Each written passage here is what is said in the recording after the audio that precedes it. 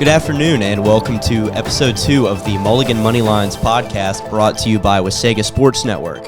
As always, I am your host, Aiden Brown, joined by Ben Garcia and Drew Eagle. We had a great Week 8 last Saturday, so let's talk about some of these games.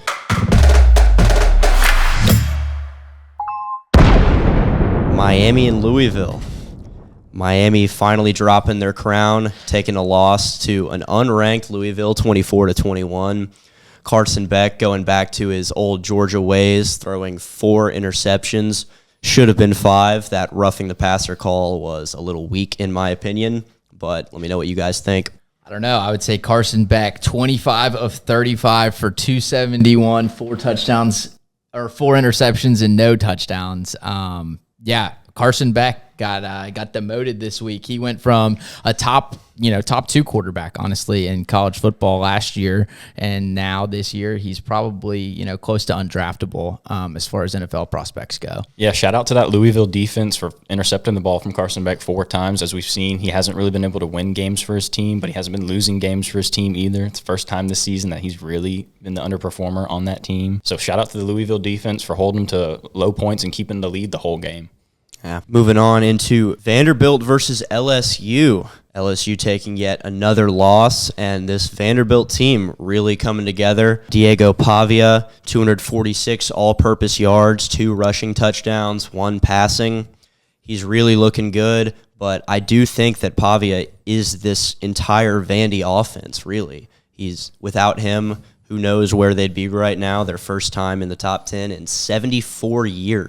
Yeah, super excited for Vanderbilt. Great win versus LSU at home, but I'm still timid to raise the bar on Vanderbilt. I don't think they have a team that has the ability to win games late in the season. In my opinion, they have some serious depth chart issues, and I think that they're one injury away from losing every game for the rest of the season. So if that one injury is Diego Pavia, that is correct. But I do think Diego Pavia can do a lot for this team. I mean, we saw what he did last week against LSU, beating LSU, covering, by the way. So I think Vandy, if they can just keep Diego Pavia healthy and that offensive line keeps going forward, then they have a real shot to make the SEC championship. Absolutely. LSU showing they're not all they were cracked up to be. Nussmeier tanking his preseason Heisman odds, looking like a game manager at best out there with some bad play calling, and Brian Kelly at head coach. It's looking like a low ceiling for the Tigers. Moving on into my personal favorite game of last weekend, UGA versus Ole Miss. The Dogs coming up 43-35, covering the spread, surprisingly to all of us based on our picks from last week, but Ole Miss scoring touchdowns in their first 5 drives. It is obvious that they are an offensive powerhouse, but those last 3 stops from Georgia's defense in the fourth quarter really showing them. Gunnar Stockton, 26 for 31, 4 passing touchdowns, 59 yards on the ground and a rushing touchdown. I think that's by far his best performance of the season so far. Really put Georgia back in the hot seat. Yeah, Georgia performed really well on offense. I think their defense still shows some struggles in the secondary that we've seen all season, and that definitely came to light here in this game for sure. But Gunnar Stockton, almost perfect in the second half. What a performance. I think he solidified himself as a top-tier quarterback, not just in the SEC, but in all of college football. And shout out to the Ole Miss offense after that lackluster performance against Washington State a couple weeks ago. Good to see at least they were scoring points, and they kept it close even when Georgia was down 9 at one point. So that was never out of the hands of Ole Miss. Georgia and Gunnar Stockton with that almost 80% completion percentage is just putting on a clinic. Absolutely. Moving on, the new AP poll, top 25, is out. We got Mizzou up at 15. I think that's a little low for them. Their only loss being to Alabama, which we see now is ranked number 4, a lot stronger coming off that week 1 loss from Florida State. Oregon sitting there at number 6. I think that's really high for the Ducks. Dan Lanning is a good coach. Dante Moore is a solid quarterback, but no convincing wins, really just riding the high of their win over Penn State, which we see now is not really as impressive as people were thinking right when it happened.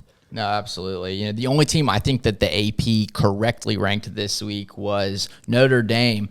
They may have lost 2 games, but I think they're still one of the best teams in the country. When I think about rankings of college football teams, I really think about what teams do coaches not want to play. And I think right now, nobody wants to play Notre Dame except, possibly Kirby Smart looking for a revenge game for last season's horrible result for the Dogs. Yeah, I'd have to say the AP Top 25 poll this year has been kind of crazy, watching some of these teams just falter in and out. When Nebraska lost to an unranked team, they're right out of it. USC, they're right out of it again. They put Michigan back in there, Texas back in there. It's just these teams just keep falling in and out of the bottom of the top 25, and we don't have any real stability outside of like the top 15.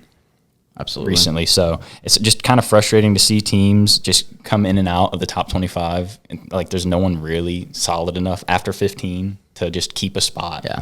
Agreed. Moving into our thoughts for week 9, some games we're really looking forward to. Number 8, Ole Miss, and number 13, Oklahoma. As we said earlier, Trinidad Chambliss has been looking good. He is good offensively. Ole Miss was not able to rush the football, which I think is Oklahoma's strong suit so far this season, especially post John Mateer's injury. So I'm liking Ole Miss plus 4.5. I've not been impressed with Mateer. I don't know if he's got what it takes to overcome that Ole Miss that we saw last week.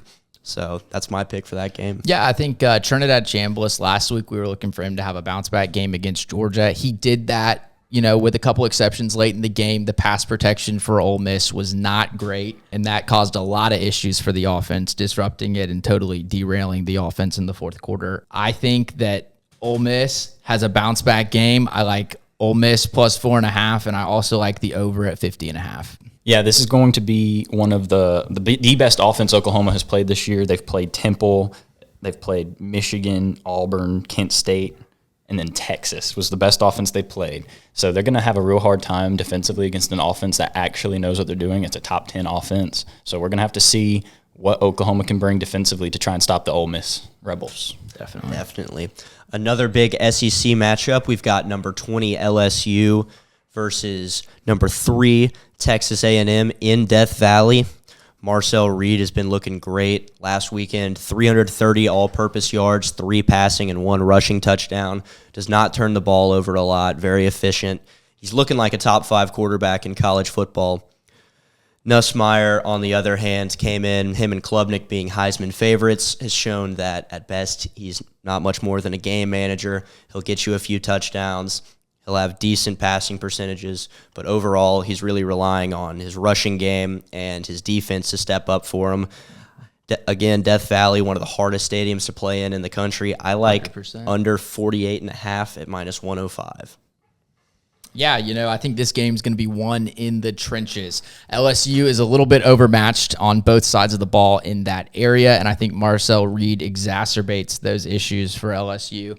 I think that, Death Valley keeps this game close, but Texas A&M pulls away late and easily picks up a win. I like A&M minus 2.5 and the under at 48.5.